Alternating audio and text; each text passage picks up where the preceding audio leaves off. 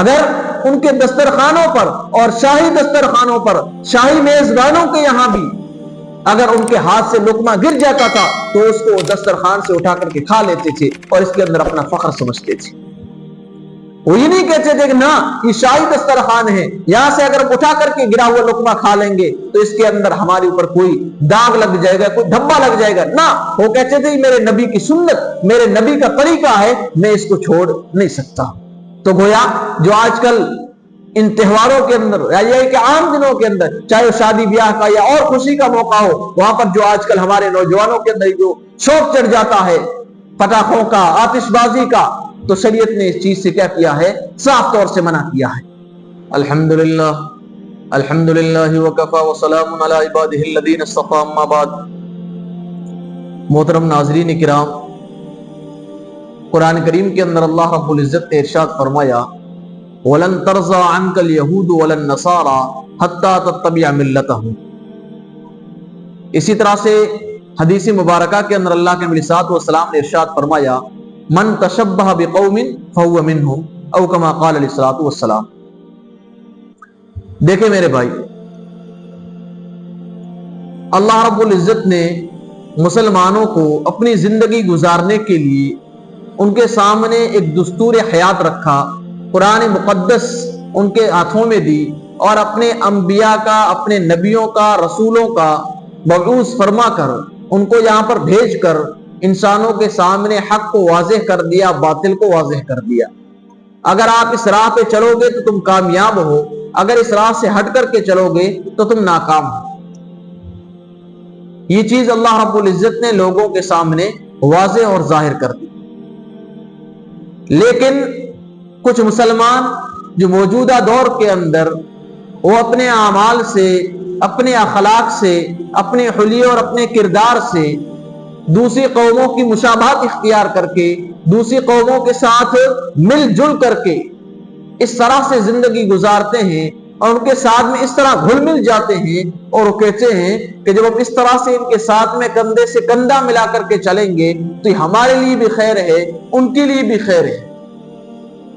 اس کے اندر گویا فائدہ پوشیدہ ہے، جبکہ قرآن کہتا ہے وَلَن تَرْضَىٰ عَنْكَ الْيَهُودُ وَلَا النَّصَارَىٰ کہ یہود و نصارہ اور جتنے باطل ہیں، جتنے مذہب اسلام کو نہ ماننے والے ہیں، وہ آپ سے راضی اس وقت تک نہیں ہوں گے حتیٰ تتبع ملتہم، جب تک کہ تم خود ان کے دین کو فالو نہ کر لو، جب تک کہ وہ تمہیں خود کو اپنے جیسا نہ بنا لے تب تک کہ وہ تمہیں کبھی بھی قبول نہیں کر سکتے ہیں، تب تک وہ تم سے کبھی بھی خوش نہیں ہو سکتے ہیں، وہ آپ کو کبھی بھی پسند نہیں کر سکتے ہیں.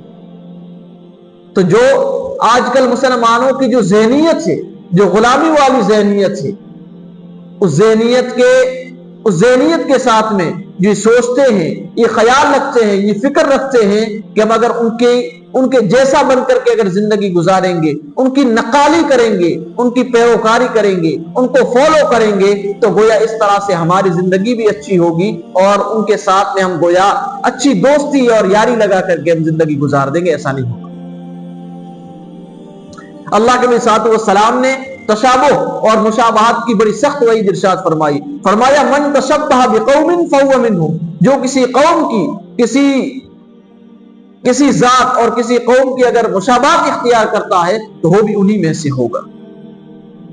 دیکھیں، جب تک مسلمان اپنی شناخت اور اپنی پہچان اور اپنے آپ کو مذہب اسلام کا متبع اور پیروکار بنا کر کے چلا رہے تھے، اس وقت تک مسلمان بحیثیت حاکم تھے، اس وقت مسلمان صاحب اقتدار تھے. ہزار سالوں تک مسلمانوں نے حکومتیں کی. وہ قیصر و کسریٰ کے ایوانوں کے اندر اور شاہی دسترخوانوں پر بھی گئے ہیں، لیکن انہوں نے اپنی جو سیرت اور جو اخلاق اور جو کردار انہوں نے نبی پاک علیہ الصلوۃ والسلام کی صحبت میں رہ کر کے جو سیکھے تھے انہوں نے کبھی بھی فراموش نہیں کیے. میں کس جگہ بیٹھا ہوں، میں کون سے زمانے میں جی رہا ہوں، یہ میٹر نہیں کرتا تھا. وہ کہتا تھا میں کس دین کو فالو کر رہا ہوں، میرے دین کی تعلیم کیا ہے. ان کی نظروں کے اندر یہ چیز تھی. تبھی تو قرآن نے کہا وَأَنْتُمُ الْأَعْلَوْنَ إِن كُنتُم مُؤْمِنِينَ، اگر تم سچے معنی میں ایمان والے بن کر کے زندگی گزارو گے تو تم ہی سربلند رہو گے، کوئی بھی تمہیں بھی محکوم اور مغلوب نہیں کر سکتا. آج ہم محکوم ہیں، مظلوم ہیں، مغلوب ہیں، ہر کوئی ہمیں دبا رہا ہے. کیوں؟ اس لیے کہ آج ہم پکے اور سچے ایمان والے نہیں ہیں، آج ہمارے دلوں کے اندر ایمان نہیں ہے، ہم کھوکھلے ہو چکے ہیں۔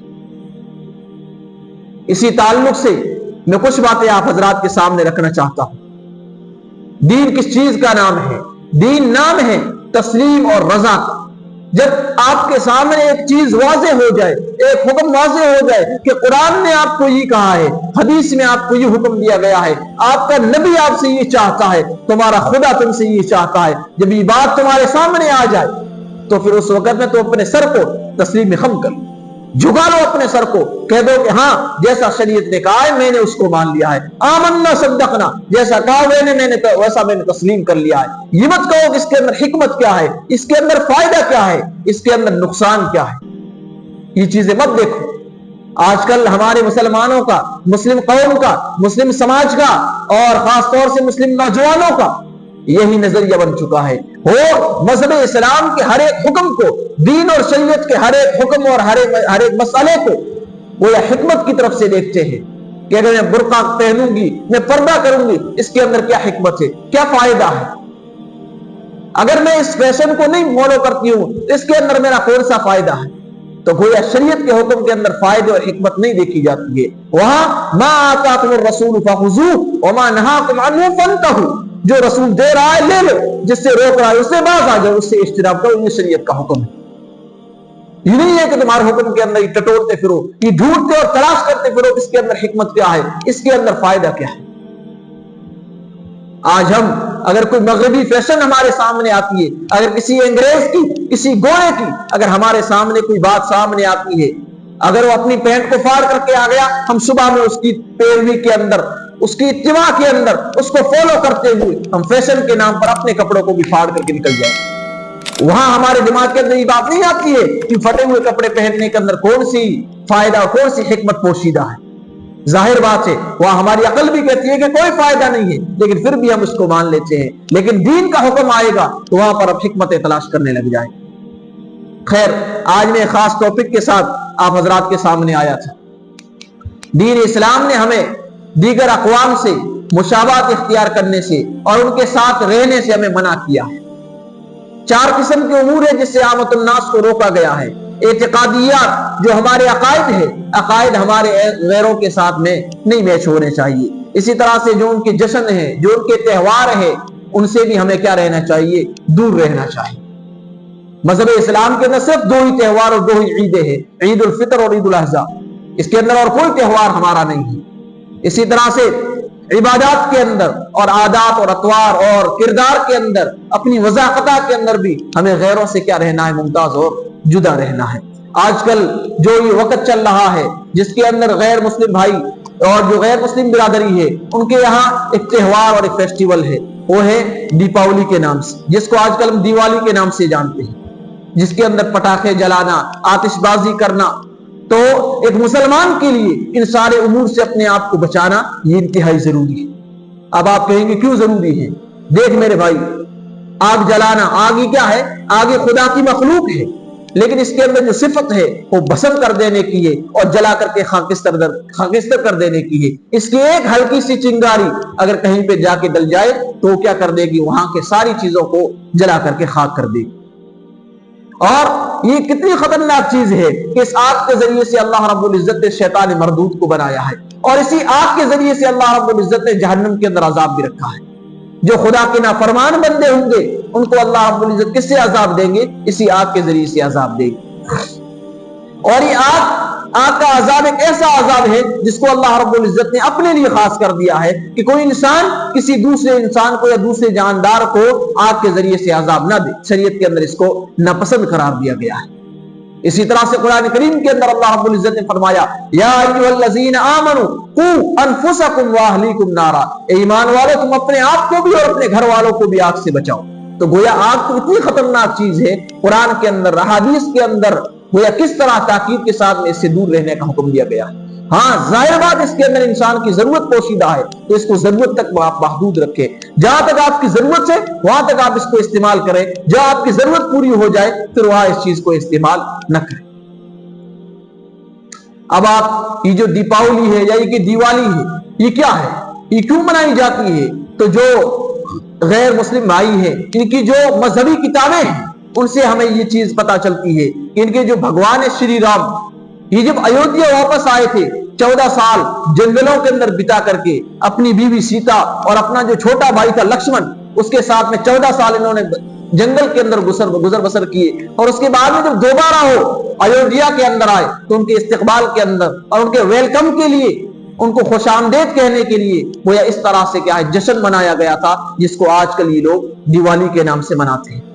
اسی طرح سے جو مہا بھارت ہے اس کے اندر ایسا کہا گیا ہے کہ جو وشنو کی جو بیوی اور جو اس کی پتنی ہے لکشمی، اس کا جنم دن ہے گویا یہ جو دیپاولی منائی جاتی ہے اس سے پہلے والے دن گویا یہ لکشمی پیدا ہوئی تھی، جس کو یہ اپنے یہاں خوشحالی کی دیوی مانتے ہیں۔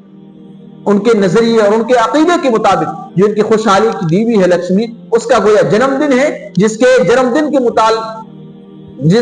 دن کو یہ لوگ کیا کرتے ہیں سیلیبریٹ کرتے ہیں اور اس طرح سے یہ خوشیاں مناتے ہیں۔ تو خیر اس کی تاریخ کوئی سی بھی ہو ہمیں اس سے مطلب نہیں ہے، مطلب یہ ہے کہ اگر ان کا کوئی مذہبی تہوار ہے تو مذہبی تہوار کے اندر آپ اس طرح سے شرکت نہیں کر سکتے ہیں۔ خاص طور سے جو آج کل ہمارے نوجوانوں اور بچوں کے اندر یہ چیز عام طور سے پائی جاتی ہے، وہ پٹاخے جلاتے ہیں، آتش بازیاں کرتے ہیں اور اپنے مال اور دولت کو اس طرح سے ضائع کر دیتے ہیں۔ شریعت نے اس چیز کی بالکل بھی اجازت نہیں دی ہے۔ اب آپ کہیں گے اس کے اندر نقصان کیا ہے؟ دیکھیں آتش بازی کے بہت سارے نقصانات ہیں، اس کے اندر آپ کا مال ضائع ہوگا اور مال کو ضائع کرنے کی شریعت اجازت نہیں دیتی ہے۔ اس کے اندر فضول خرچی اور اسراف بھی ہے۔ قرآن کہتا ہے ان المبذرین کانوا اخوان الشیاطین، فضول خرچی کرنے والے اور اسراف کرنے والے شیطان کے بھائی۔ تو فضول خرچی سے بھی اپنے آپ کو کیا کرنا ہے بچانا ہے۔ اس کے اندر جسمانی ہلاکت بھی ہے، کئی سارے افراد ایسے ہیں جو اس قسم کے جشنوں کے اندر اور اس قسم کی چیزوں کے اندر تباہ اور برباد ہو جاتے ہیں، ان کا جانی نقصان بھی ہوتا ہے، ان کا مالی نقصان بھی ہوتا ہے۔ بسا اوقات اس قسم کے انگارے اور اس قسم کی چنگاریاں کسی غریبوں کی جھوپڑیوں کے اندر بھی جا کے پڑ جاتی ہے، کبھی کبھار بڑی بڑی فیکٹریوں کے اندر جا کے پڑ جاتی ہے اور وہاں لاکھوں اور کروڑوں کا نقصان ہو جاتا ہے۔ اور اس قسم کے جو دھماکے دار ہوتے جو بم باری ہوتی ہے اور جس طرح سے جو بم چھوڑے جاتے ہیں، اس طرح سے جو آتش بازی اور پٹاخے بازی ہوتی ہے، تو اس کے اندر کتنے بیمار، کتنے پریشان، کتنے لوگ پریشان ہوتے ہیں جن کو چین کی ضرورت ہوتی ہے، جن کو سکون کی ضرورت ہوتی ہے، جن کو نیند کی ضرورت ہوتی ہے، لیکن جب اس قسم کی آوازیں اور اس قسم کے دھماکے ہوتے ہیں تو پھر وہ لوگ اپنی آرام سے سو بھی نہیں سکتے ہیں۔ تو خیر کہنے کا مطلب یہ ہے کہ اس کے اندر جتنی خرافات پائی جاتی ہے، جتنا نقصان پایا جاتا ہے، اس کے اندر فائدہ ایک ٹکے کا بھی نہیں ہے۔ جو بھی پایا جاتا ہے نقصان ہی نقصان پایا جاتا ہے۔ اس لیے ہمیں اس آتش بازی سے، اس پٹاخے جلانے سے اور اس قسم کی فضول رسم و رواج سے اپنے آپ کو کیا کرنا ہے بچا کر کے رکھنا ہے۔ اب رہا مسئلہ کہ دیوالی ہو یا کہ ہولی ہو یا کہ اور کوئی بھی تہوار ہو، اس قسم کے تہواروں کے اندر شرکت کرنا کیسا ہے؟ تو جو بھی ان کا مذہبی تہوار ہو، آپ ایک مسلمان کے لیے اس قسم کے تہواروں کے اندر شرکت کرنا کسی بھی طرح سے جائز نہیں ہے۔ ہاں اسی طرح سے بسا اوقات ہم دیکھتے ہیں کہ نوجوانوں کے اندر وہ جوش و خروش کے اندر اور اتحاد اور یکجہتی کے اندر آ کر کے اور اس عقیدت کے اندر آ کر کے گویا کیا کرتے ہیں مبارکبادیں پیش کرتے ہیں۔ تو اس قسم کی اگر تعظیم اور اکرام کے ساتھ میں اگر کسی کو یہ محبتوں بھرے اگر اس قسم کے پیغامات بھیجیں گے اور ارسال کریں گے اور اشاعت کریں گے تو پھر آپ کے لیے یہ بھی ناجائز اور یہ بھی گناہ کی چیز ہے۔ آپ کے لیے اس قسم کی مبارکباد دینا جائز نہیں ہے، چاہے آپ کے سامنے کوئی بھی مصلحت ہو، لیکن آپ اس کام کو نہیں کر سکتے ہیں۔ اسی طرح سے اگر کوئی بندہ آپ کو اس قسم کے تہواروں پر مٹھائیاں لا کے دیتا ہے تو اگر ہو ان کے چڑھاوے کی نہ ہو تو آپ استعمال کر سکتے ہیں۔ بار صورت اجتناب کرنا اور اس سے بچنا یہ ضروری ہے۔ احتیاط یہی ہے اور تقوی کا تقاضا یہی ہے کہ آدمی کو ان ساری چیزوں سے، ایمان والے کو اپنے آپ کو ان ساری رسومات سے، ان ساری چیزوں سے، ان ساری خرافات سے اپنے آپ کو بچانا چاہیے۔ ہاں اگر وقت کا تقاضا ہے اور اس قسم کی کیا ہے مٹھائی وغیرہ نہیں ہے، ایک صاف اور خالص مٹھائی ہے جو آپ کو لا کر کے ہدیتاً دی جا رہی ہے اور مصلحت کا تقاضا ہے، پھر آپ اس کو قبول کر سکتے ہیں، ورنہ آپ کو ان ساری چیزوں اور ان ساری خرافات سے اپنے آپ کو بچانا چاہیے۔ اللہ رب العزت مجھے اور آپ سب کو دین اور دین متین اور شریعت کو سامنے رکھ کر کے اپنی ساری زندگی گزارنے کی توفیق عطا فرمائے۔ وآخر دعوانا الحمدللہ رب العالمین۔